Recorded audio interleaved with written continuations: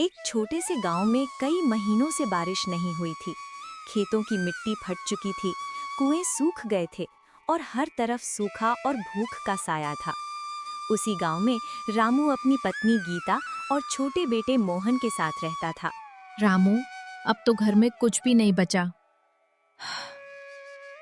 बस भगवान से उम्मीद है गीता।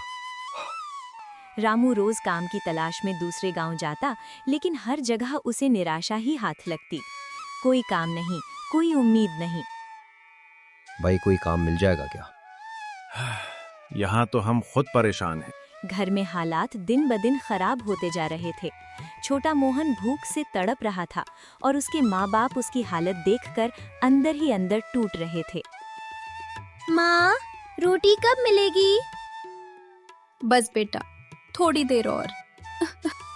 एक दिन गीता को घर में रखा आखिरी आटा मिल जाता है। वो समझ जाती है कि ये उनके परिवार के लिए आखिरी उम्मीद है। रामू, बस इतना ही बचा है। आज इसे संभाल कर बनाना।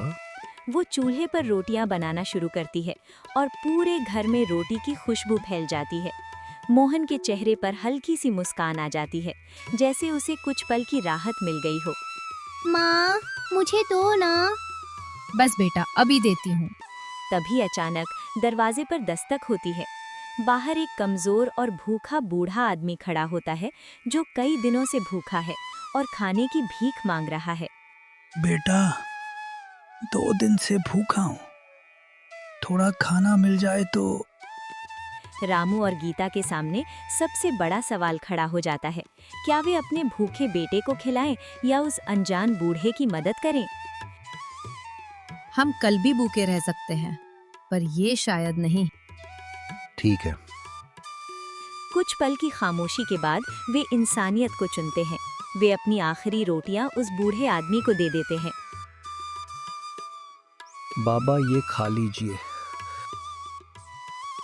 तुम लोग खुद भूखे हो, फिर भी। भूख सबकी एक जैसी होती है बाबा। बूढ़ा आदमी उनकी इस दया से भावुक हो जाता है और उन्हें दिल से दुआ देता है। उस रात रामू, गीता और मोहन भूखे पेट ही सो जाते हैं, लेकिन उनके दिल में एक अजीब सा सुकून होता है, सही काम करने का सुकून।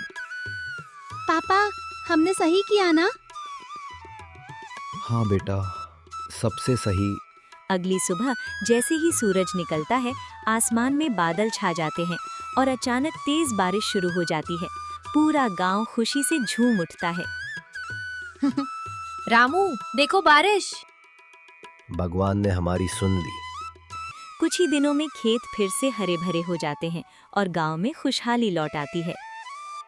रामू, अब सब ठीक हो जाएगा। हाँ, अब मेहनत रंग लाएगी। रामू अपने परिवार के साथ बैठकर मुस्कुराता है, क्योंकि अब उसके पास सिर्फ खाना ही नहीं, बल्कि इंसानियत का सच्चा। देखा, अच्छे काम का फल मिल ही जाता है। हाँ, इंसानियत कभी खाली नहीं जाती।